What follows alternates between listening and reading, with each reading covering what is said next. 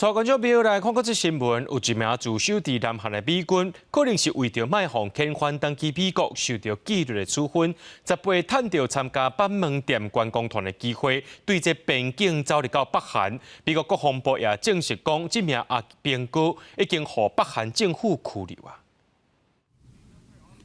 美国国防部伫18日证实，有一位驻南韩的美军，伫南韩时间18日，无经过批准，家己外界走去北韩。不过，并无讲是叛徒，强调会继续追踪这位士兵的下落。But what we do know is that one of our service members, who was on a tour, willfully and without authorization, crossed the military demarcation line. We believe that he is in the BRK custody.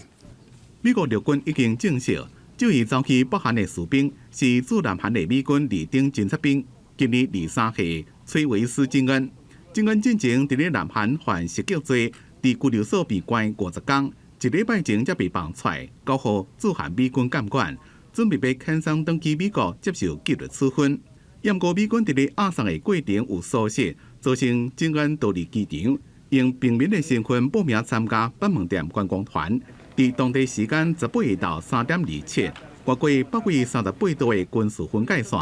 有一位共团的民众讲。金恩外界了，还阁大笑3声。这件代志也予外界想着讲，美国大学生沃比尔和北韩关17个月，尾下伫咧2017年被放大，不过敢若是予北韩严重电击虐待，长期美国了无偌久就死亡。因若美军家己自愿走去北韩，一定会予金正恩政府当作是甲美国谈判的条件，将做拜登政府新的危机。This is a very high value kind of publicity thing for the North Koreans, and so you would imagine that they would be far less likely to want to engage in meaningful negotiations. 因若美军外界事件即天，美国的俄亥俄级的战略核子潜艇肯达之号也停泊伫咧南韩的釜山港，这也是美国战略核子潜艇让42年了再一遍停泊伫咧南韩，双方也开第一遍的核子相会议。